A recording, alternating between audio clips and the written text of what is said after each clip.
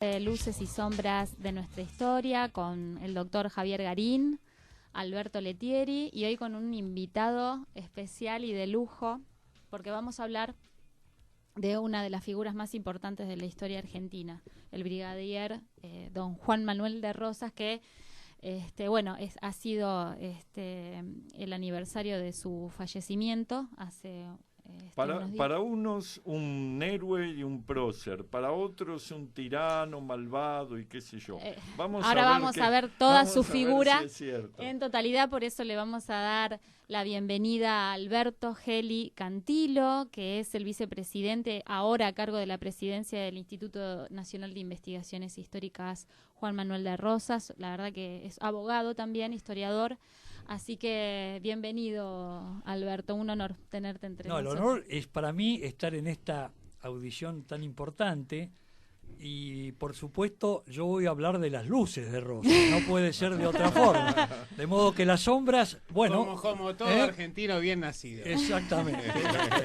Las sombras, bueno, pueden hacerme cualquier pregunta al respecto y, bueno, yo les contestaré a ver si encuentro alguna sombra, ¿no es cierto? Pero les agradezco profundamente la invitación, sobre todo en este mes de marzo que nosotros le denominamos el mes de Rosas, porque el 30 de marzo es el nacimiento de Juan Manuel de Rosas, el 14 de marzo su fallecimiento en el exilio, el 13 de marzo se casa. Qué curioso. Todo en marzo. Sí. Y en marzo también es la salida de San Miguel del Monte en la famosa expedición al desierto. De modo que marzo es indudablemente el mes de Rosas. El mes de Rosas. La expedición al desierto, que fue un poco como el gran consolidación política, ¿no? Ya vamos a hablar de eso, ¿no? Sí, yo creo que fue importantísima la famosa expedición al desierto de Juan Manuel de Rosas, que él la hace entre sus dos gobiernos. Él, después de su primer gobierno, pese a que varias veces le insisten para ser reelecto, él no acepta y entrega la gobernación al general Juan Ramón Balcarce. Y en 1833 él parte a su famosa expedición al desierto. Y luego vuelve con su segundo gobierno. En el interín pasó una cantidad de cosas. Por ejemplo, la ocupación de las Islas Malvinas, aprovechando la debilidad política, él no está Rosas en la gestión. Exacto. La toma de las Islas Malvinas fue durante el gobierno de Balcarce. Mucha gente cree que fue durante la época de Rosas. No es así. Animado. A ver, veamos una cosa, porque hablamos de Rosas dando por supuesto que todo el mundo sabe quién fue, qué hizo, pero hay mucha gente que por ahí es aficionada a la historia, pero obviamente lo conoce, pero no sabe en profundidad de quién se trató. Entonces, ¿nos podrá hacer como una especie de semblanza? Sí, señor, porque además no nos olvidemos que Juan Manuel de Rosas fue el gran olvidado, el gran perseguido, el gran denostado por la historia oficial. Es decir, los que vencen a Rosas en Caseros fueron los que luego comienzan a escribir la historia. Es decir, fundamentalmente Bartolomé Mitre, Domingo Faustino Sarmiento. Que no simpatizaba mucho Sarmiento con Rosas. Por digamos. supuesto que no. No.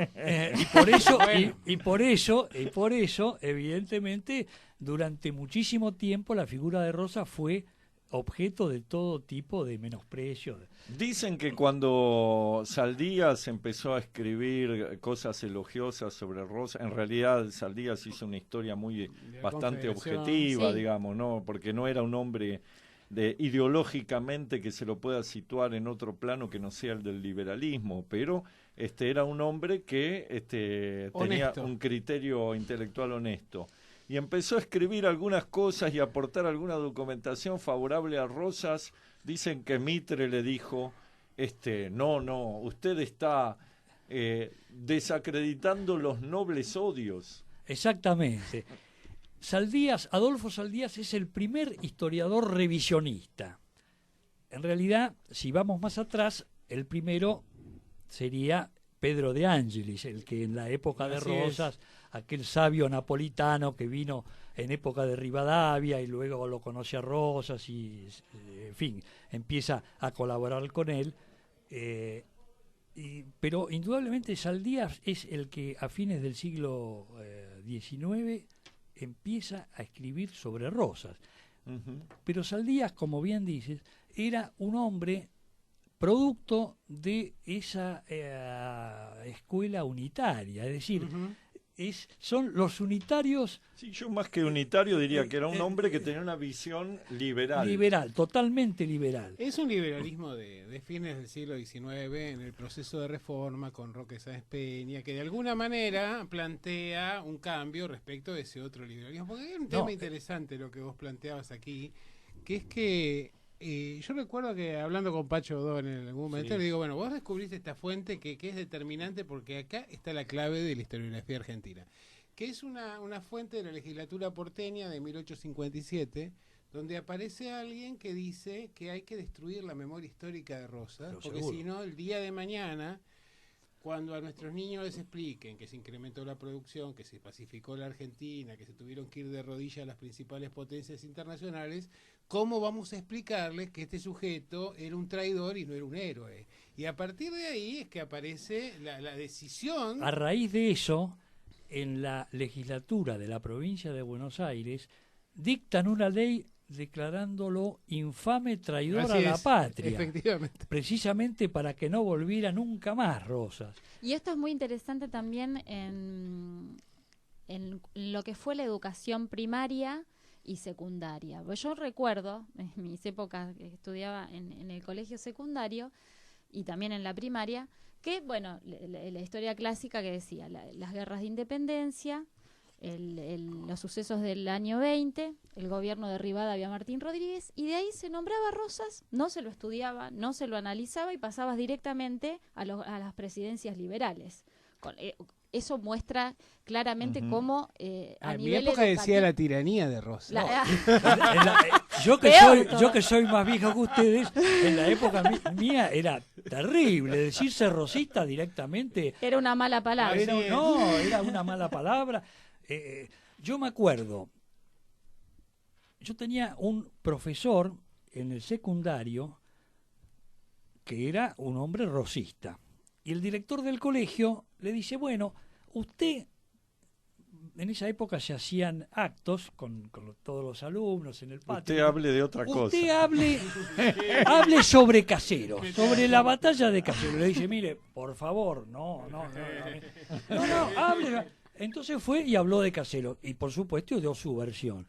Termina de hablar, lo echan del colegio. ¿Qué te parece? Vos sabés que la batalla de Caseros, yo creo que una de las mejores versiones de divulgación es la que escribe Sarmiento. ¿En dónde? En ese libro, en campaña en el Ejército Grande Aliado de América del Sur, donde él escribe en paralelo la historia cómo fue y la historia cómo hay que contarla.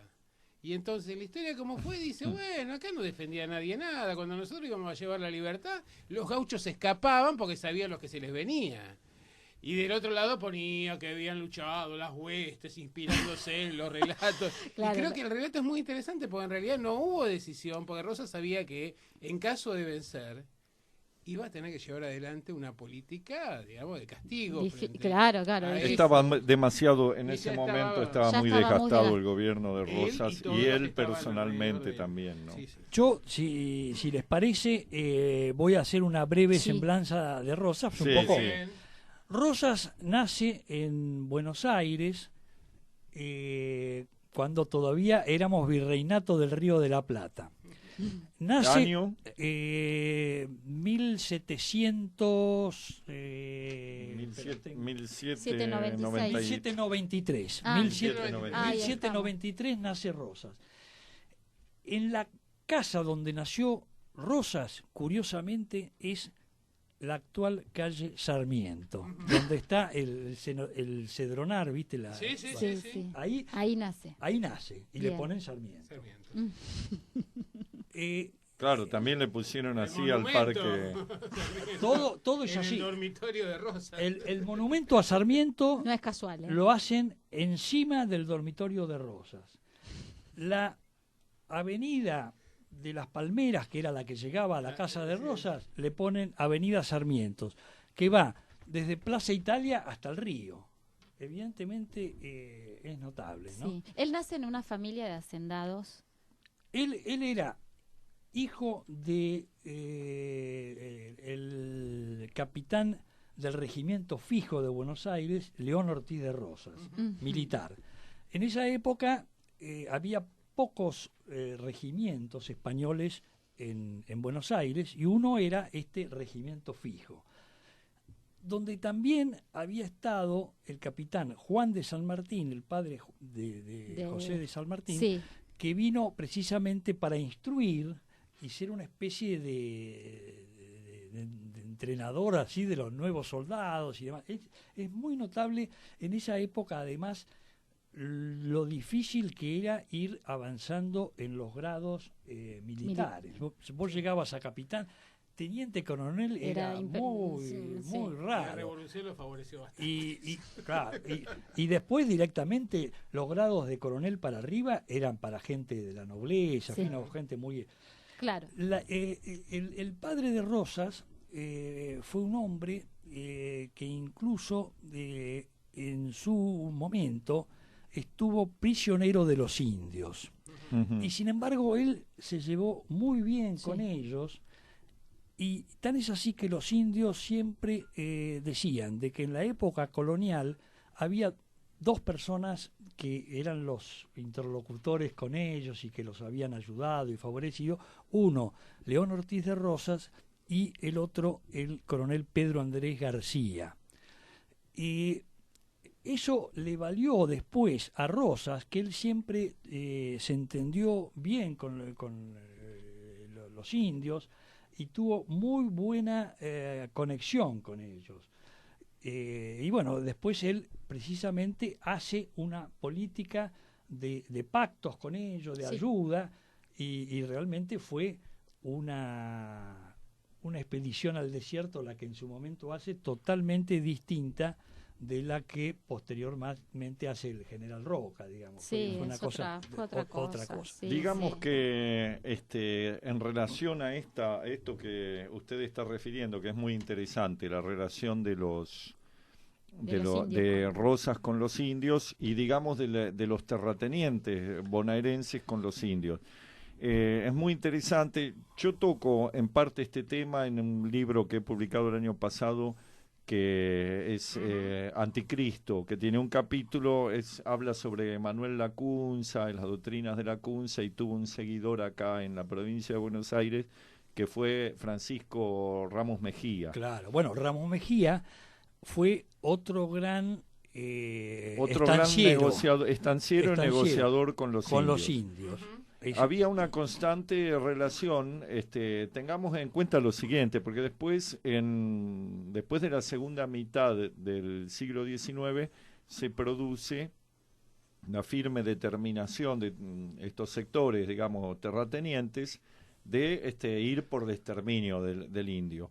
Pero no era así en esos primeros años. No. Había una constante Sí, convivencia, sí. pelea, había No, guerra. lo que sucede es que después de Caseros, toda la política de pactos con los indios que hace Rosas, el gobierno posterior directamente la abandona, y eso les produce de que vuelven los malones, que hasta ese Se retraen las fronteras. y cada vez avanzan más. Y ¿se acuerdan la famosa zanja de Alsina? Sí. Ya no saben qué Sí. hacer Para evitar los malones. para evitar, porque ya a los indios los dejan totalmente aislados, y entonces el indio evidentemente vuelve, Hay un avance. ¿no? Hay un Bueno, avance. Alberti le recuerda a Mitre que fue derrotado por una tribu indígena. Pero- sí, fue derrotado por Cafulcurá. Claro, Cafulcurá. Es una tribu indígena. Claro. te cuento. La única batalla que no le regalaron a Mitre, la perdió con Cafulcurá. Claro. Luego Rosas su madre era Agustina López de Osornio. Ella era una mujer muy brava, realmente una mujer muy especial de esas épocas. Las mujeres siempre han sido así, ¿no? No creamos que es de ahora. No como la madre de Rosa. Bueno. Dios nos guarde. Y ella era hija de Clemente López de Osornio, que fue, él era alcalde de Hermandad de San Vicente, donde él tenía una cantidad, lo que se llamaba el Pago de San Vicente, toda esa zona, donde él tenía una cantidad de tierras y demás, y el famoso estancia El Rincón de López, que era sobre la desembocadura del Salado. Correcto. Y él muere... O sea, era una familia que se dedicó fuertemente al campo. Al campo, desde exactamente. Siempre, estaba estrechamente vinculada al... Y sus parientes, los Anchorena, también eran gente de campo. ¿Por qué? Porque en esa... Claro, Anchorena, que además fue, digamos, un puntal del gobierno... de Rosas. De también. Rosas, Claro. que después también se aliaron con quienes lo derrocaron a Rosas. Bueno, eso sí, lamentablemente esas cosas ocurren. Bueno, pero a ver, él viene de una familia adinerada, Claro. acomodada, pero en realidad él tiene un problema familiar que hace que tenga que de hacerse a sí mismo de alguna manera. Bueno, te cuento cómo fue. Antes de eso, él siendo muy joven participa activamente en las invasiones inglesas. Sí. De 1806. 14 años, ¿no? Claro. Muy chiquito. Muy chico, primero en la Reconquista, él era un poco el caudillo de los chicos de ciudad, ayudan, colaboran, y realmente eso motiva que Liniers le manda una carta a sus padres, lo mismo que Álzaga, ¿no? Agradeciendo. Y después, en la posterior, en la defensa de Buenos Aires, él ya es soldado del regimiento de los Migueletes, que era muy raro que siendo tan joven aceptaran que participara, pero tal vez era por la actuación que ya había cumplido. Exactamente, ya tenía un antecedente, y entonces en esa época era lo mismo que San Martín, que siendo muy joven también él iba avanzando y luchando, cosa que... Es que en esos años de tantas guerras, ¿no?, que se venían, porque todavía tal vez no se sabía lo que se preparaba, pero hubo muchos hombres que eran muy jóvenes, que participaron en los ejércitos de la independencia con 15, 16 años, el caso de la Madrid, el caso del que después sería archienemigo de Rosa, José María Paz, creo que tenía 16 años cuando se incorpora al claro, eran muy jóvenes. Posteriormente, Rosas, lo que a él realmente le gustaba, su vocación, era el campo. Por eso, en esa época, los jóvenes de la clase acomodada los dedicaban al comercio. Entonces pretendían de que él fuera empleado de un comercio, de una tienda. Sí. Primero, la madre lo manda a... Para ser un pueblero, querían que fuera un pueblero. Claro. Entonces primero lo mandan a Gervasio Ortiz de Rosas, el hermano. Sí. Y bueno, y Rosas después lo mandan a él, y él dice, no, esto yo no quiero, que esto... Se resiste, se pelea. La madre, con ese carácter que tenía, dice, pídale perdón acá al comerciante. No. Y entonces dice, no, bueno, entonces te vamos a encerrar en el cuarto, sin comida, y ahí vas a estar hasta que salgas a pedir perdón y vuelvas al comercio. ¿Sí? Bueno, pasa un día, le llevan la comida, la dejan ahí, al día siguiente estaba la comida, día y medio, de repente la madre abre a ver qué pasa, y él se había escapado por la ventana, había dejado todo, prácticamente se había ido así... Con lo opuesto. Con lo opuesto. Sí. Y le había dejado una nota diciendo, dejo todo lo que no es mío. Y firma Juan Manuel de Rosas. Es decir, ni siquiera Ortiz de Rosas, como era su verdadero nombre. Se reveló. Se reveló. Él que era un hombre de orden, ¿vio usted? Y bueno, ¿Vio usted? Empiezan así. Pero ¿qué hace? Él de allí se va a lo de los primos Anchorena para ofrecerse a trabajar en el campo. Y dicen, bueno, vení, qué sé yo. Y se pone un poco a trabajar en el campo, que era lo que a él le gustaba. Y luego se asocia con Juan Nepomuceno Terrero, Sí. y hacen una sociedad. Y hacen algo extraordinario, porque acá cuando se habla de campo, se piensa, bueno, el campo, unas vacas, que no, realmente fue un empresario. Él después incorporan a la sociedad a Luis Dorrego, el hermano de Manuel Dorrego, y entre los tres fundan Las Higueritas, que fue el primer saladero, y después con el saladero directamente él se da cuenta de que evidentemente tenía que vender esos productos al exterior. Exportar a Brasil, a Centroamérica, empieza a Estados Unidos, y se da cuenta además de que evidentemente tenía que hacerlo no a través de los barcos ingleses, porque el inglés le pagaba lo que quería y después lo vendía. Hacía su negocio. Él dice, no, vamos a conseguir lo que él denomina el precio justo, para lo cual hace una unión de ganaderos, una especie así de sindicato, con el cual empiezan a comprar barcos, puertos. Se asocian, digamos, como para compartir los gastos, y los beneficios. Y aparte para fijar un precio. Exactamente, Correcto. y realmente lo logra eso. O sea, el hombre tenía una visión comercial importante y empresario, productiva. no era un pichi. Uno de los viejos ganaderos que lo único que hacían era matar a una vaca de vez en cuando. No es así. Sí. Y aparte de eso, después los comerciantes ingleses, cuando ven esto, le piden al director supremo, Juan Martín de Pueyrredón, y dice, no, esto hay que eliminarlo. Hay que frenarlo. Y lo frenan, y ya deciden que ya no haya más saladeros. Y entonces Rosas dice, no hay más saladeros, bueno. Y entonces se dedica a la ganadería, a la agricultura, escribe su famosa manual de las instrucciones a los capataces de estancia. Escribe también otro libro, manual de instrucciones a los capataces de granja, de campo, en fin, realmente él a su vez consigue fijar a los indios, dándoles tierras, dándoles arados. Tenía 60 arados, les iba dando para que se asentaran en la tierra, es decir, que no fueran nómades. Le paga bien a toda la gente, todo el mundo quería ir a trabajar con Rosas, a las estancias de Rosas, ¿no es cierto?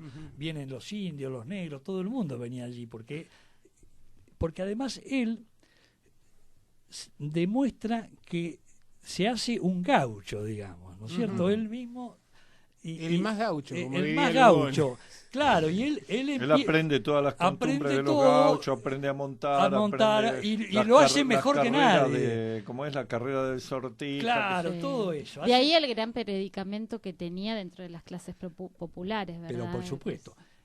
Y tan es así que después Rosas crea incluso, cuando compra la estancia Los Zorrillos en San Miguel del Monte,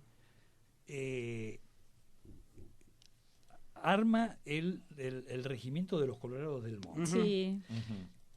Que en 1820, cuando el momento de crisis y demás, y la invasión de López y Ramírez y todo ese momento difícil, la anarquía, la autonomía. A la anarquía se la llama desde Buenos Aires. Sí. La autonomía desde las provincias. Les cuento, les hago un comentario. El año que viene el Instituto de Historia Militar va a hacer un 5º Congreso Nacional que, como es el año 20, dice, bueno, va a ser sobre la crisis Del 20. del año 20. Claro, fue una crisis de gobernabilidad. Sí. Para explicarla en términos más modernos. Fue una crisis de gobernabilidad, no una anarquía, porque nunca hubo, por supuesto. nunca dejó de haber gobierno. Lo que hubo fue que se cayó un sistema político. Por supuesto. Y apareció todo como una dispersión del poder a partir del alzamiento de los caudillos del litoral. Y ahí es cuando, curiosamente, es cuando empieza a actuar políticamente Rosas. Bueno, ahí, ¿no? Porque, ahí viene Rosas con su famoso Los Colorados del Norte. Permítame una observación, dos observaciones. Sí. Una, toda la historia que usted está haciendo del desarrollo de los emprendimientos económicos, ganaderos de Rosas, lo están mostrando como un hombre realmente emprendedor.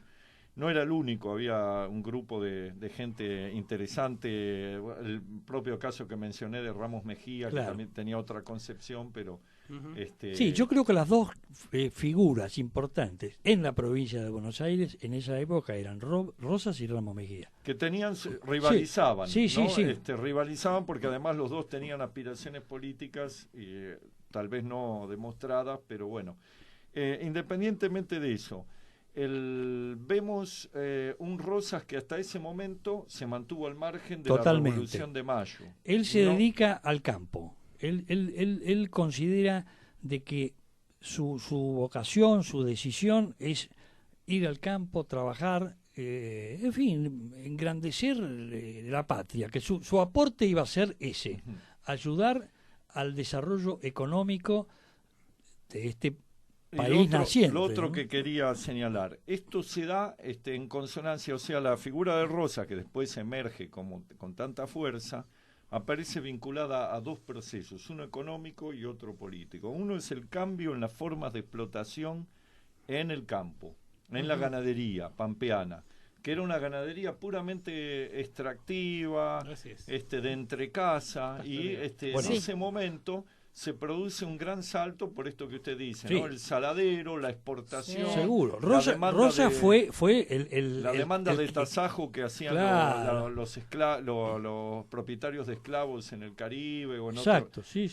Entonces todo eso generó un salto en el modo de producción en el campo, y eso estuvo asociado con Rosas. Y lo otro es este nuevo escenario político en el cual, digamos, los gobiernos de la revolución tambalean en el año 20, y hay que armar todo de nuevo.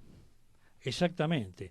Además, no debemos olvidar que pese a toda esa cuestión que hubo con López, con Ramírez y demás, y Buenos Aires, ahí Rosas ayuda al gobierno de Buenos Aires, pero no solo lo ayuda con sus tropas, que además fueron tropas que se destacaron por lo ordenados, por lo civilizados, la disciplina, ¿no?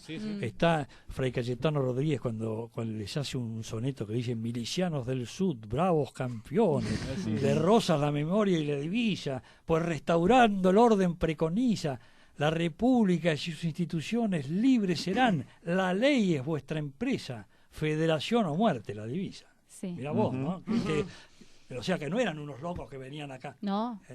Bueno, y después de eso, a su vez, Rosas empieza a ponerse en contacto con López, con Ramírez, con los caudillos que venían. Y él toma contacto con ellos, se hace amigo de ellos, le confían a ellos, y entonces ya se va habiendo una unión, se va armando entre la provincia de Buenos Aires y el resto de las provincias del interior. Eso explica Puerto de Márquez. Y tan es así que incluso Rosas, de su propio peculio, que ya era un hombre rico, rico por lo que él había hecho, ¿no es cierto? Es decir, fue un hombre que realmente su fortuna fue por su trabajo, ¿no es cierto? Es así. Y él se hace cargo de mandarle como resarcimiento por la invasión. Sí, cabezas de ganado. Las cabezas, 20.000 o 25.000. A Estanislao López, y se las manda. Y están, y fueron. O sea, que realmente... Ahí ya empieza a intervenir en política, aunque no tiene cargo, ¿no? Y ahí... Y es como una fuerza dentro de la campaña. Claro, porque ahí... Buenos Aires era la ciudad de Buenos Aires y la campaña. Claro, lo que pasa es que ahí lo eligen gobernador a Martín Rodríguez. Y Martín Rodríguez lo nombra... Pero digamos que en la designación de Martín Rodríguez tiene peso Rosas también. Claro, pero ¿qué pasa? Martín Rodríguez lo nombra a Rosas, le va dando cargo en las milicias de la campaña, capitán, después lo hace coronel, jefe comandante de la campaña del sur, en fin, va. Pero no por casualidad, es porque Rosas lo había apoyado. Digamos. Exacto, pero después Martín Rodríguez comete un gran error que se produce una pelea con Rosas. ¿Por qué? Porque en un momento dado hay un malón en el norte de la provincia de Buenos Aires que venían de los ranqueles. Y Martín Rodríguez dice, sí, bueno, vamos a salir a liquidar a nosotros a los indios. Pero en vez de ir a luchar contra los ranqueles, va a luchar contra los indios pampas, contra los indios de la provincia de Buenos Aires. Que eran los aliados. Que eran los aliados. Claro. Y Rosas dice, pero esto es una locura. Y Martín Rodríguez... Bueno, la cuestión es que ahí fracasa totalmente Martín Rodríguez era un hombre que se peleaba con todo el mundo y siempre terminaba mal. Sí, en todos los lugares donde estuvo hizo lo bárbaro. mismo, ¿no? Y ahí después a Martín Rodríguez lo sucede el general Las Heras, y Las Heras trajo un personaje de triste memoria, este señor Rauch, que vino, sí, que vino a hacer el coronel tremendas matanzas. Claro. ¿no? Bueno, y después, cuando se va Martín Rodríguez y viene como gobernador Las Heras. el general Las Heras dice acá, el único tipo que puede solucionar esto es Rosas, busquémoslo a Rosas. Y Rosas efectivamente soluciona el tema, ¿no es cierto? Sí. Y Leo un par de mensajes y pasamos Bueno, a cómo Rosas llega al poder político. Bueno. Sí. Porque si no, no nos va a quedar tiempo para contar las cosas que hizo Las como sabrosas. gobernador. Sí, ¿no? sí. Su obra de gobierno. Bueno, María Rosa Mafesoni dice, acá estoy firme. Qué grande María Rosa, que está siempre. Es Siempre una firme. genia total. Jorge Oviedo dice, estaría bueno que el invitado de lujo que tienen del Instituto Nacional Juan Manuel de Rosas nos cuente él sobre la vida de Rosas durante las guerras de la independencia argentina. Bueno, algo ya estábamos hablando. Y el ejército grande a las órdenes de Oribe si el ejército grande a las órdenes de Oribe tenía por fin la incorporación de la banda oriental. Y la pregunta clásica, ¿por qué Rosas terminó en Inglaterra si este fue exiliado político o cautivo del gobierno inglés? Saludo y excelente el programa. Gracias. Bueno, eso lo vamos a ir develando, las Ahora, últimas a medida cuestiones. que vamos avanzando en el tiempo. Bueno. Entonces tenemos ahí ya a Las Heras. muy bien. ¿Qué sucede posteriormente?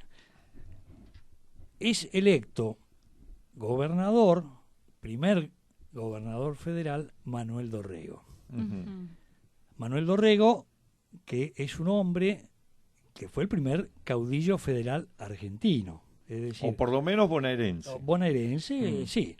Si nosotros pensamos entre caudillos federales, indudablemente el primero fue Artigas. Así es. Sí. Otra persona también con estas ideas era Gaspar Rodríguez de Francia, en el Paraguay. Sí. Es decir, eran... Sí, también los caudillos del litoral o Facundo Quiroga, que ya empezaba a hacer sus... Claro, pero ellos armas, ¿no? ellos vienen después, ¿no es cierto? Sí. Es decir, en ese momento, Dorrego, que había Pero era estado... un caudillo urbano, que eso es lo interesante. Sí, Dorrego había estado exilado en Estados Unidos, y entonces él había estado en Baltimore, había visto un poco el federalismo americano. Sí. Trajo el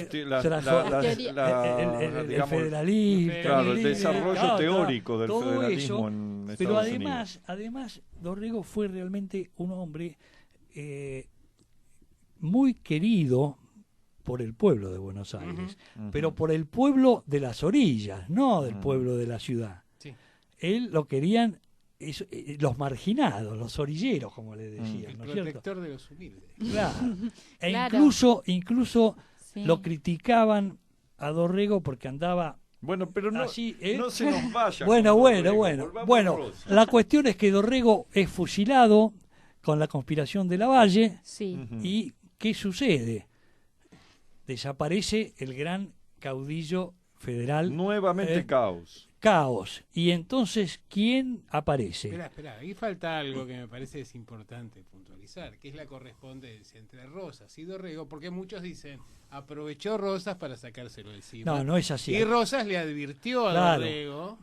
Rosas le dice a Dorrego, mire, acá hay una conspiración, lo van a deponer, usted lo que tiene que hacer es, váyase a Santa Fe, ahí está Póngase a salvo. Póngase a salvo, ahí está Estanislao López. Claro. Bueno, Dorrego dice, no, yo soy el gobernador legítimo, yo no me voy voy. a hacer eso, me quedo. Por supuesto, todos los militares que estaban alrededor de Dorrego desaparecen, Y lo dejan solo. Dorrego entonces se tiene que ir a buscar lo que puede ahí, bueno, y termina... Estaba condenado a ser derrotado. y Digamos. termina fusilado en Navarro. Porque no debemos olvidar que Lavalle venía con el ejército veterano que venía de la guerra Sí, de Brasil. sí. Lo que podía hacer Dorrego con algunos gauchos era O sea, prácticamente... pone de nuevo a la provincia en una situación inmanejable. Pero ¿qué sucede? En ese momento, Lavalle, con toda la logia unitaria, Ujú. que era lo que lo había hecho... Los que le fusila- calentaron la cabeza. Lo que le calentaron la cabeza y dice, Sí. fusílelo a Dorrego, no, ahí mismo. Entonces, él le dice, mire, acá usted lo que tiene que hacer es sembrar el terror. Usted con el grupo de Sí. sus militares tiene que salir a la campaña a liquidar a todo el Gente, mundo. sí. Gente. Claro. Y matan jóvenes, viejos, de la forma más espantosa, Más los ataban a los cañones, bueno, todo tipo de Sí, sí. desastres. Y eso generó Provocó un repudio. al Total. revés. Y entonces ahí aparece Juan Manuel de Rosas como la figura Sí. de la orden. provincia. Ahí es Sí. cuando vuelve San Martín. También. Claro. ¿Qué sucede en ese momento? Lavalle se da cuenta de que él era gobernador, pero no podía salir de la ciudad. Ujú. Ujú. Salía de la ciudad Y lo, y era lo carne liquidaba. de cañón. Era hombre muerto. Era hombre muerto. Y entonces llega un momento que se da cuenta y dice, no, evidentemente no puedo hacer nada. no había forma, claro. Como Lavalle lo conocía a Rosas, le dice, bueno, yo lo voy a ir a ver a Rosas. Y le voy a proponer un tratado, un pacto Ujú. para solucionar esta guerra civil. Guerra civil que él mismo Y había él mismo había desatado. provocado. Pero se da cuenta Bueno. que ya... Era entonces insostenible. lo va a ver a la estancia del Pino Ujú. Sí. y llega a la estancia del Pino solo, va solo. Llega ahí, claro, todos los federales lo ven a Lavalle. ¿Cómo? Y Lavalle venía con su poncho azul. Mm. Y dice- Coraje no le faltaba. no le faltaba. Y dice, ¿está Juan Manuel de Rosas? No, mire, está en el campo. Yo, bueno, mire, yo espero. estoy cansado, lo espero. A ver, ¿dónde lo puedo esperar? Entonces le dicen, bueno, párese acá. Y entonces agarra. Había varios con ganas de darse Claro, claro, pero estaban ahí. Entonces se acuesta en una cama y se duerme una siesta. Y cuando se despierta, se encuentra con Juan Manuel de Rosas, que había vuelto, que le daba un mate. Ujú. Realmente eran esas épocas corajudas, de la misma forma que después, cuando Juan Y Manuel... sí, seguramente lo respetaron por Por el eso, coraje. bueno, ¿no? por esas Porque cosas. presentarse solo Así así. es. Ese tipo de cosas. Es lo mismo que después Rosas, cuando va a hacer los pactos con los indios, va él solo Ujú. ante 5.000 indios. Y, él Ujú. habla, y les habla además en En la su lengua idioma. pampa, él había Sí. aprendido. Sí. En fin, es todo un tema, ¿no? Bueno, la cuestión es que entonces se hace el pacto de Cañuelas y dicen, bueno, vamos a hacer lo siguiente. Vamos a hacer una elección y hagamos una lista conjunta entre unitarios y federales. Ujú. Y que la nueva legislatura sea así. Bueno, se hace ese pacto, pero ¿qué sucede? En el interín, los unitarios se enteran que Paz ya se había apoderado de la provincia de Córdoba Ujú. y que lo había... Paz, que era Claro. el jefe unitario. Jefe para- unitario y Ujú. además era un jefe militar. Era Sí. lo mismo que Lavalle, eran jefes Eran militares veteranos de la pre- guerra de la independencia, prepara- tipos además, muy capaces. preparados, muy- no eran así, Sí, hechos, sí, hechos sí. así. ¿no? A la- Entonces, Ujú. Digamos que el general Paz tampoco hizo nunca las barbaridades que hizo Lavalle, era otro tipo de, sí, dirigente. Era digamos. un estratega. Que no era pero cuando los unitarios se dan cuenta de que Paz empieza a resurgir y crea la Liga del Interior, dicen, no, este pacto que hicimos con Rosas no lo cumplimos. Y entonces continúa la guerra. Y por supuesto Rosas sigue ganando hasta que finalmente Lavalle le pide un nuevo pacto y hacen el pacto de Barracas, que es Barracas al sur, no Barracas Avellaneda. Avellaneda. Usted está hablando de Avellaneda. Exactamente, Barracas al sur, Avellaneda. Entonces allí hacen un nuevo pacto y a raíz de ese pacto se lo deciden elegirlo como gobernador provisorio al general Viamonte. Una cosa de compromiso. De compromiso. Y que el general Viamonte era un hombre que de la guerra de la independencia, en fin, un hombre respetado. Bueno, y entonces Lavalle y todos los unitarios se van al exilio a Montevideo, directamente se dan cuenta que ya no podían quedarse acá. ¿Y cómo llega Rosas? A ver, vamos a eso, porque hasta ahora lo vemos ahí maniobrando desde atrás, precisamente. ¿En qué momento dice, bueno, basta de estar desde atrás, voy a poner la cara yo? Exactamente. ¿En qué momento y ahí mismo, porque ahí directamente se resuelve restaurar nuevamente a la antigua legislatura y la nueva legislatura elige ya gobernador a Juan Manuel de Rosas. Con facultades extraordinarias. Con facultades extraordinarias. Las facultades extraordinarias ya tuvieron un montón de claro, ya se venían dando. Zarratea, Martín exactamente, Rodríguez, no fue una novedad. No fue una novedad. Lo mismo que el encargado de las relaciones extraordinarias, no, pero la suma del poder público sí eso fue sí. una innovación. Bueno, eso fue después. Estamos hablando del primer gobierno de Rosas. Rosas entonces asume en diciembre de 1829 y realmente hace un muy buen gobierno. Sí, el un primero gobierno fue. excelente. Hay una cuestión acá muy interesante, porque Rosas es el primero que hace una guerra de opinión pública. ¿Cómo la hace? Él recurría a los gauchos payadores para llevar adelante un mensaje a la campaña cuando estaba en el gobierno Lavalle, en el cual los payadores lo que hacían era decir, bueno, llegamos a esta situación y estamos así y nos reprimieron y tal cosa, pero hay alguien que nos puede sacar de esto. Y sí, le decía el otro, ¿quién es? Y el otro le contestaba que era Rosas. No, eso fue notable. La primera propaganda política. Bueno, propaganda política siempre hubo, pero digamos que estaba muy bien organizado, muy bien pensado. Estuvo muy bien pensado. Brillante. Él hizo muy bueno su gobierno y por eso a él lo proclaman restaurador de las leyes. Algunos que no lo quieren a Rosas dicen que lo llamaban restaurador porque representaba una restauración frente a la revolución. No, él lo que quería era hacer un régimen ordenado después del desastre que había sido el gobierno de Lavalle. Es decir, ahí había que empezar nuevamente a organizar. Estaba el código rivadaviano. Los códigos rivadavianos estaban simplemente en la traducción de los códigos napoleónicos que no tenían nada que ver con lo que era el sentido común de la sociedad y además definía tipos sociales que en Argentina no existían. Bueno, porque además eso es otro tema fundamental para entenderlo a Rosas. Las leyes indianas, estamos hablando de el sistema de leyes que venía heredado de la colonia y que había sido... Ese sistema de leyes continuó prácticamente hasta el Código de Vélez Arfield. Sí. Así Correcto. que eso hasta 1870, O sea, hasta el Código Civil de Vélez viene, Arfield, seguían con las leyes de las leyes indias. de India, de Alfonso. Bueno, entonces a los que vienen a decir eso le decimos que no es así. No es para así. nada.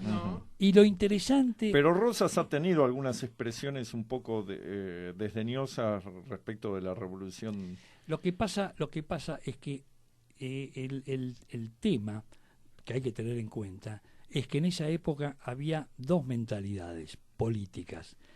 Los unitarios eran los que miraban hacia afuera, lo civilizado. La civilización era la civilización europea. Anglo-francesa.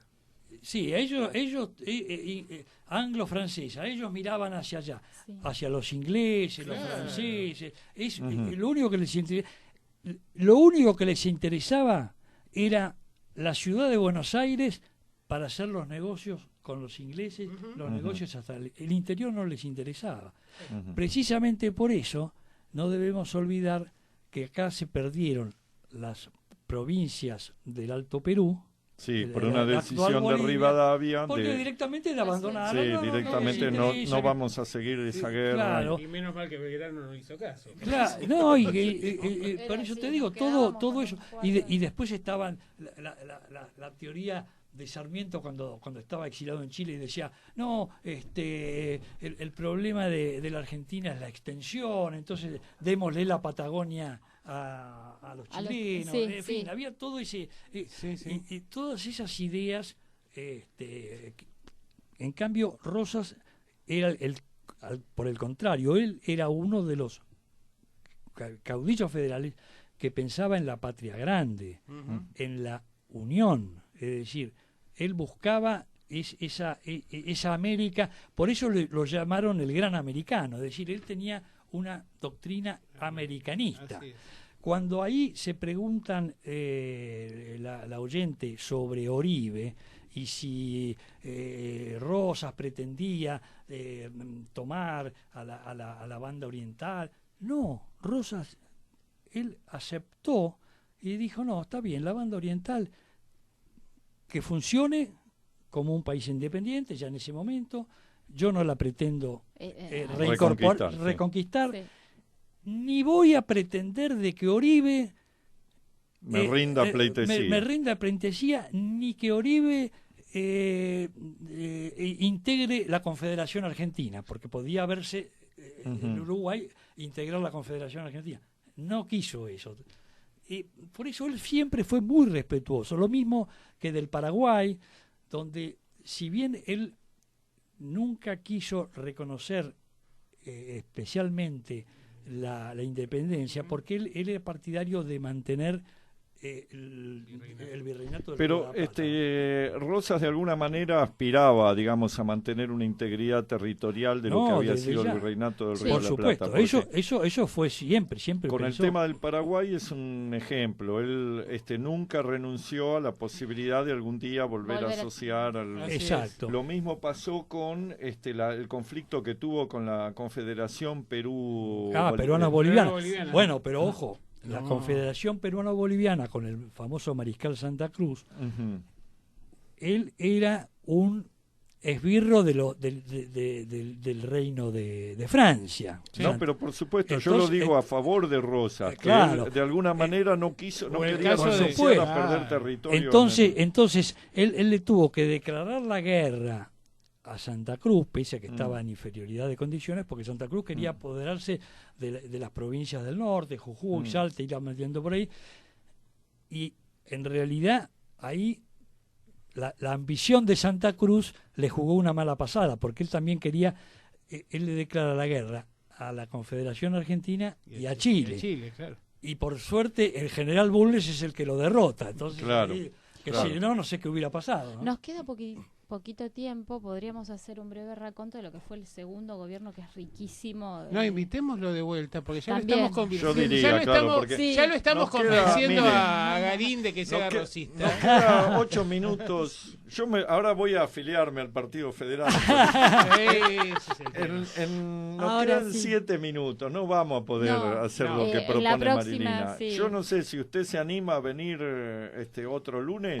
Cuando ustedes quieran. Pero mire que lo dejamos agendado, escrachado. No, si usted no viene, lo vamos a ¿cómo buscar, no iba a venir? Le mandamos carta, documento. Además le digo con Marilina que realmente es extraordinaria. Le gustó ella. No, sin conocerla. Claro, nosotros no nos dice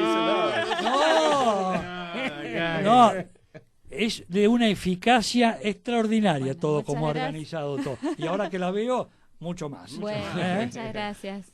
Bueno, entonces vamos a hacer un cierre un poco de este primer periodo y lo comprometemos para el lunes próximo hacer el segundo gobierno. Y festejar el cumpleaños también. También. Claro, exactamente. Sí, Así señor. que ya que no hemos hablado nunca de Rosas y siempre nos acusan de, no sé, de propensos a levantar a otras figuras, sino la de Rosas, vamos a dedicarle 2 programas. Te acusarán a vos de eso. Sí, A mí jamás me acusaron vos de eso. también dicen Yo- que defendés mucho a Dorrego y no sé qué. Nada que ver. Vos sabés que fue una gran contradicción, porque yo estaba en el instituto, que a mí me parecía que Dorrego era un incapaz en términos políticos y un tipo al cual su carácter lo dominaba por encima. Sí. Bueno, pero Y esa carta, Bueno. es muy interesante la respuesta que le da Dorrego a la carta de Rosas, porque Rosas le dice, mire que están haciendo Claro. esto, y él le dice, Dorrego, desde su soberbia, que no le faltaba, le dice, que usted me quiera enseñar cómo se administra una estancia,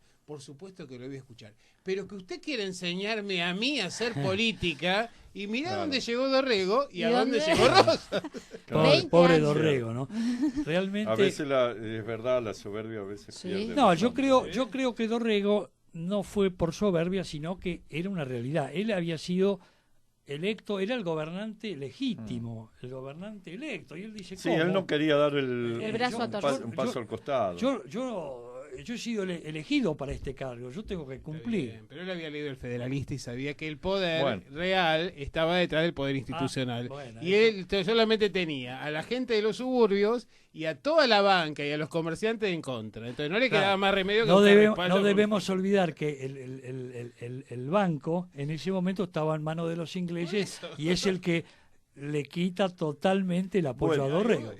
Vamos a ver si a usted le parece. Acá nos dice Soledad Benítez, gran programa. Luis Armesto, viva el brigadier general don Juan María. Bueno. Pero ¿por qué vienen a hacer política acá, diría alguno?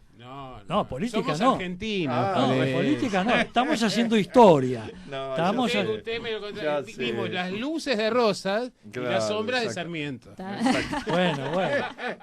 Todavía no hemos llegado ahí a Sarmiento. Bueno, No hemos a ver. llegado. No hemos Pero usted llegado. lo señaló con el tema de la Patagonia. Cuando bueno, él dice, algunas cosas Sarmiento sí. decía la patria donde estoy bien. Él quería acomodarse con el gobierno conservador de Chile, por eso los liberales Bueno, pero se eso le ponen lo en vamos- contra. Sí. Y ahí le ofrece la Lo- Patagonia y las Malvinas a los ingleses. Eso no lo olvide. vamos a hablar cuando hablemos de Sarmiento, pero si no nos vamos de Ahí tema. nos Sí, va a señor. A contar. ver, ¿nos puede hacer una especie digamos, como una especie de resumen de esta primera parte? ¿Cómo lo califica El primer gobierno. surgimiento de Rosas en la... Yo considero que Rosas fue un hombre que pertenecía a viejas familias argentinas, o sea que él quería esta patria donde su familia ya venía de muchas generaciones. No debemos olvidar que el primer Rosas que viene a América es Domingo Ortiz de Rosas, que era su tío bisabuelo, Ujú. que fue gobernador de la provincia de Buenos Aires y después presidente del Reino de Chile, es decir, una figura muy importante. Y bueno, y de ahí en más, y fue un hombre que quiso profundamente a nuestra tierra, a nuestro interior, a nuestro trabajo, a nuestra gente. Fue un gran integrador de las clases sociales, desde las clases más humildes a las más altas. No debemos olvidar que estaban desde el indio, el negro, el gaucho, las grandes figuras del Partido Federal, que eran hombres Me importantes. permite que le diga una cosa. Hasta ahora hemos visto un Rosas que es así, apaciguador, que trata de contener a todos. Vamos a ver si eso se mantiene en la segunda parte de este programa, porque después aparece también el Rosas duro, ¿no? Bueno, ahí hay un cambio, Ujú. cambio. Ya vamos a ver por qué es ¿Por ese qué? cambio. Claro. ¿eh? Bueno, muy Porque bien. incluso Yo ahora, ¿cómo hago para esperar toda una semana? Ay, para escuchar? vamos a tener que aguantar, y ¿eh? bueno, hay que ir pensando, ¿eh? Hay que ir pensando. Un palo para Letieri. Diego Rodríguez dice, o sea que Letieri está en contra de Dorrego igual que la banca inglesa. La verdad que, bueno.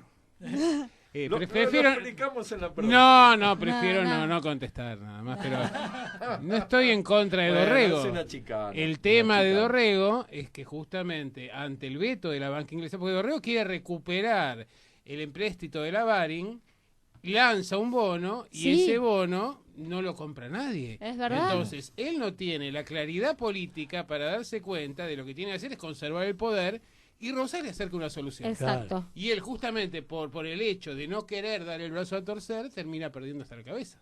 Sí, esta cuestión de la soberbia de Dorrego es muy interesante porque hasta se ha burlado de Belgrano en el ejército. Era de una Belgrano que persona había sido difícil. su mentor. Pero Exacto.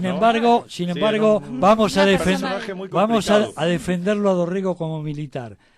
Era Dorrego muy valiente. en Tucumán y Salta fue extraordinario. Sí. No, Determinante. Y tan es así. Bueno, Lavalle también fue un militar extraordinario. Sí. Después fue un loco, un asesino, pero Sí, bueno. como Por eso político lo fue un llamaban la espada desastre. sin cabeza. Sí, sí. Claro. Les cuento, Belgrano mismo dijo cuando Vicapugio y Sí, Ayohuma, sí. si Si acá lo hubiera hubiera estado tenido- de Dorrego, no no hubiera Si lo pasado. tenido a Ah, sí. Dorrego. sí. Era un gran militar, Era- un gran militar Dorrego. Bueno, se nos termina el programa, la Programón, verdad. un saludo desde Apóstoles Misiones nos manda Darío Suárez y María Rosa dice que va a estar más firme que nunca porque quiere saber la segunda parte de la película de Rosa. Está bien, Una está bien. genia, es una Muy genia. bien. Está bien. Bueno, muchas gracias, No, por Alberto. favor, la verdad por que favor. fue No, el por eso, resumen vamos a ir completo. a la segunda que fue una Sí. cosa distinta. Nada que ver. Y muy Los rica. desafíos fueron otros.